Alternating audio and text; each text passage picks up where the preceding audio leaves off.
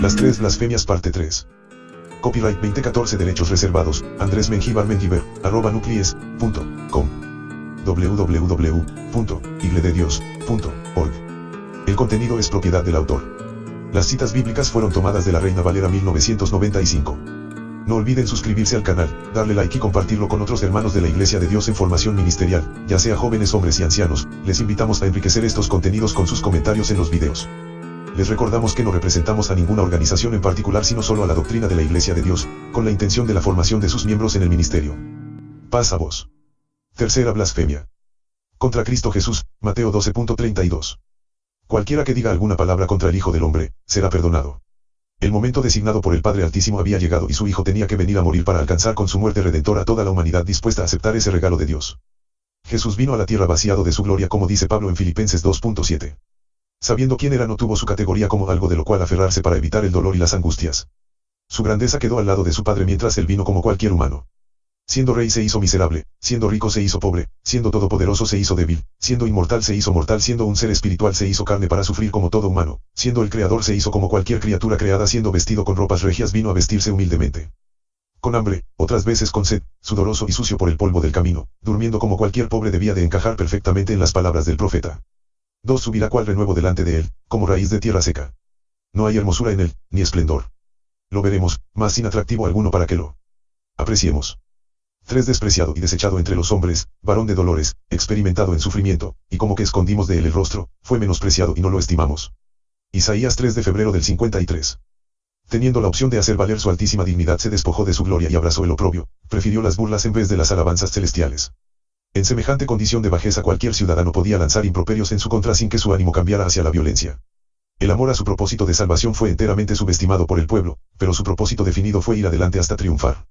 El pueblo no deseaba cambiar el patrón al cual había estado sujeto por unos 1500 años, más bien le resultaba confuso pensar en abandonar la ley de Moisés con su templo y el sacerdocio a cambio de un sistema de justificación extraño que intentaba quitarle a la ley su función justificativa. A esta situación hay que agregarle la determinada oposición de las autoridades judías a no validar las pretensiones celestiales de un ciudadano común y corriente que comenzó a declararse como el Hijo de Dios. Esto último le valió hacerse acreedor a burlas, insultos y demás improperios. Señalado como transgresor de la ley debido a su rechazo de la tradición, todo estaba en su contra. Fue en una de esas ocasiones en que se dedicaba a manifestar el mensaje de Dios que advirtió a los judíos lo peligroso de la situación a que se exponían, insultándolo pues en sus imprudencias ofendían al Altísimo, declarando que su Espíritu Santo no era otra cosa sino el poder de Belcebú, lo cual era una grave ofensa digna de hacerles caer fulminados por sus blasfemias. Pero los fariseos, al oírlo, decían, este no echa fuera a los demonios sino por Belcebú, príncipe de los demonios. Mateo 12.24. La situación en verdad era grave porque lo señalaban como endemoniado y portador del espíritu de Satanás y como sacerdote de Satanás que en nombre de Dios practicaba el culto diabólico engañando al pueblo. La pregunta por él hecha fue, si yo invoco el nombre de Dios y por su autoridad los enfermos y los endemoniados sanan, ¿en nombre de quién los vuestros hijos hacen lo mismo? Se entiende que él hablaba con las autoridades judías, es decir, con los ancianos del pueblo, por lo tanto, estos hijos son una referencia a los judíos que invocando el nombre de Jesús echaba fuera demonios. 38. Juan le respondió diciendo, Maestro, hemos visto a uno que en tu nombre echaba fuera demonios, pero él no nos sigue, y se lo prohibimos porque no nos seguía. 39. Pero Jesús dijo, no se lo prohibáis, porque ninguno hay que haga milagro en mi nombre, que luego pueda hablar mal de mí. 40. Pues el que no es contra nosotros, por nosotros es. Marcos 9.38-40. Su pregunta era basada en una lógica sencilla, pues este que actuaba en nombre de Jesús expulsando demonios no era reprobado ni reprochado por los judíos, y por lo que se entiende aquí los ancianos tenían buena opinión de él. En verdad la situación en que estaban los fariseos era gravísima, pues identificaban al Espíritu de Dios como a Satanás. Todavía el Señor, siendo benévolo y eximiéndolos de pecado, les declara que cualquier ofensa lanzada en su contra les sería perdonada. Sí, contra su persona podían cometer cualquier ofensa y les era tolerado. Pero la blasfemia contra el Espíritu del Padre nunca sería perdonada. Después de la resurrección.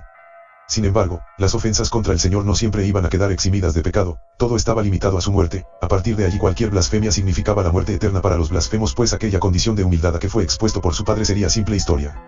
Al haber resucitado el Señor volvió al lado de su Padre con todo poder sobre toda criatura en el cielo y en la tierra, Mateo 28 horas y 18 minutos, significando con eso que blasfemar en su nombre tenía el mismo significado que blasfemar contra Dios o contra su Espíritu. Así la predicación apostólica de la buena nueva de salvación en su nombre comenzó a ser desarrollada, todo milagro y maravilla era hecha en su nombre y la gente acudía en masa a escuchar la confirmación de aquello que oyeron de labios del Señor, es decir, verdaderamente su nombre tenía gran poder. Al escuchar tal cosa las autoridades judías reaccionaban airadas rechazando que él fuera de origen celestial y que hubiera vuelto al lado de su Padre. Sus empedernidos corazones tradicionalistas de ninguna manera estaban dispuestos a conceder que se habían equivocado matando al autor de la vida.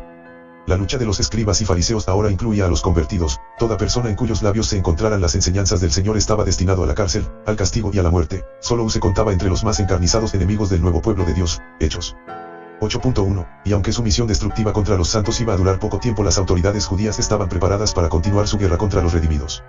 La verdad que los judíos preferían ignorar lo peligroso que hacían, pues la guerra contra la iglesia de Dios no significaba otra cosa sino guerra contra el Señor Jesús. La paga de su temeridad estaba declarada. ¿Cuánto mayor castigo pensáis que merecerá el que pisotee al Hijo de Dios, y tenga por inmunda la sangre del pacto en la cual fue santificado, y ofenda al Espíritu de gracia? Hebreos 10.29. Sí, cualquier individuo cuyas insolencias pretendieran blasfemar al Señor menospreciando su sacrificio caía inmediatamente bajo condenación, pues si rechazaban a aquel cuyo sacrificio estaba destinado a librarlos de la muerte eterna, ¿qué otra alternativa les quedaba? Ese peligro no ha desaparecido, y el mundo incrédulo y blasfemo contra el Señor Jesús tiene guardada su recompensa al final de los tiempos en la segunda resurrección. Fin. Este y todos los estudios que hemos compartido del Centro de Recursos Ministeriales Sinaí de la Iglesia de Dios, pueden encontrarse en www.iglededios.org. Este canal no tiene fines de lucro. Si el propietario actual de lo generado en este canal no desea compartir dicha información, favor de hacerlo saber en algún comentario en videos del canal. No es necesario reportar al mismo. Paz a vos.